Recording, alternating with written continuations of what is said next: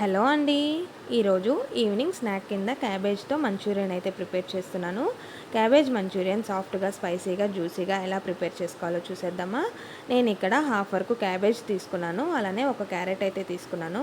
క్యారెట్ని తురుముకునేసి ఒకసారి అయితే మొత్తం కలియబెట్టుకుంటున్నాను. ఎందుకంటే క్యాబేజ్ని సపరేట్గా, క్యారెట్ని సపరేట్గా తురుముకున్నాం కదా, మొత్తం ఒకసారి కలియబెట్టేసుకొని క్యాబేజ్లో ఉన్న వాటర్ని అంతా స్క్వీజ్ చేసుకుంటున్నాను. మనము చేత్తో అయినా స్క్వీజ్ చేసుకోవచ్చు, లేకపోతే క్లాత్లో పెట్టైనా స్క్వీజ్ చేసుకోవచ్చు. నేనైతే ఇక్కడ హ్యాండ్తోనే స్క్వీజ్ చేసేస్తున్నాను. ఇలా మొత్తాన్ని క్యాబేజ్ని మొత్తాన్ని ఇలా స్క్వీజ్ చేసిన తర్వాత అందులో 2 టేబుల్ స్పూన్ మైదా, 2 table spoon corn powder, half tablespoon వరకు సాల్ట్ అయితే వేస్తున్నాను. సాల్ట్ అనేది మీ టేస్ట్కి తగ్గట్లు వేసుకోండి. మొత్తం ఒకసారి అయితే కలిపేసి ముద్దలాగా చేసేసుకుంటున్నాను అనమాట. క్యాబేజు, క్యారెట్, మైదా, కార్న్ పౌడర్, సాల్ట్ వీటన్నిటిని ఒక ముద్దలాగా అయితే ప్రిపేర్ చేసేస్తున్నాను, చపాతీ ముద్దలాగా. ఆ తర్వాత చిన్న చిన్న బాల్స్ లాగా ప్రిపేర్ చేస్తున్నాను.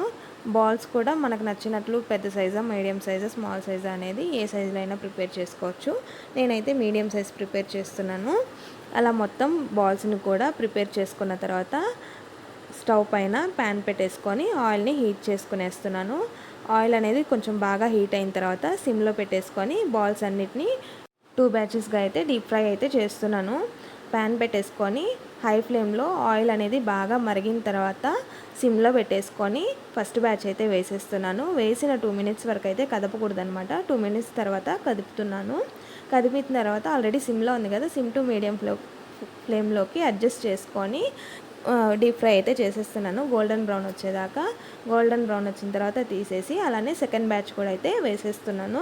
సెకండ్ బ్యాచ్ చేసిన తర్వాత నేను ఆల్రెడీ మంచూరియన్కి అయితే ప్రిపేర్ చేస్తున్నాను. ఆనియన్స్ అవి కట్ చేయడము, ఆనియన్స్ 4-5 తెల్లబాయలు, పచ్చిమిర్చి అనమాట. ఆనియన్స్ని, గ్రీన్ చిల్లీని, తెల్లబాయల్ని అన్నిటినీ సన్నగా కట్ చేసుకొని పక్కన పెట్టేసుకుంటున్నాను.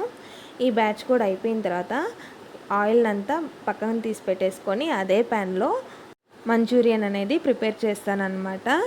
నా వీడియోకి నా ఆడియోకి కొంచెం గ్యాప్ ఉందండి. ఒకవేళ చూస్ చేయాలంటే కొంచెం గమనించుకుంటూ చేయండి. అలానే స్టవ్ పైన ప్యాన్ పెట్టేసుకొని 2 టేబుల్ స్పూన్ వరకు ఆయిల్ వేసాను. ఆయిల్ వేసిన తర్వాత కొంచెం హీట్ అయిన తర్వాత తెల్లబాయలు, పచ్చిమిర్చి, ఆనియన్స్ 3 వేసేసాను అనమాట. వేసేసి హై ఫ్లేమ్లో బాగా టోస్ట్ చేస్తున్నాను. కొంచెం బాగా బ్రౌనిష్గా ఆనియన్స్ వచ్చిన తర్వాత మరీ వేగాల్సిన అవసరం లేదు, పచ్చివాసన పోతే చాలు. వచ్చిన తర్వాత soya sauce 2 tablespoon soya sauce, 1 tablespoon వరకు vinegar, half tablespoon green chilli sauce, half tablespoon red chilli sauce, 1.5 tablespoon వరకు టమాటో కెచప్ అయితే వేస్తున్నాను. ఈ సాసులన్నిటినీ కూడా హై ఫ్లేమ్లో 2 to 3 మినిట్స్ వరకు అయితే టాస్ చేయాలి. అలా టాస్ చేసిన తర్వాత 200 ml వరకు వాటర్ అయితే వేసాను. ఈ లోపలైతే హాఫ్ టేబుల్ స్పూన్ కార్న్ పౌడర్ని వాటర్లో వేసి కలిపాను అనమాట. సాల్ట్ వేస్తున్నాను వాటర్లో. అలానే సాల్ట్ వేసిన తర్వాత ఒక 2 మినిట్స్ కల్లా కార్న్ పౌడర్ వాటర్ని అయితే వేస్తున్నాను. వేసి కొంచెం బాగా నీళ్ళు అనేది బాగా మరిగిన తర్వాత టేస్ట్ అయితే చూశాను. సాల్ట్ కొంచెం తక్కువ అనిపించింది. మరలా ఇంకొక హాఫ్ టేబుల్ స్పూన్ వరకు అయితే వేసాను. మనకి ఏదైనా ఈ వాటర్లో తెలిసిపోద్ది అనమాట టేస్ట్ అనేది. నాకైతే అన్నీ సరిపోయాయి కాబట్టి ఇంకా బాల్స్ని కూడా వేసేస్తున్నాను.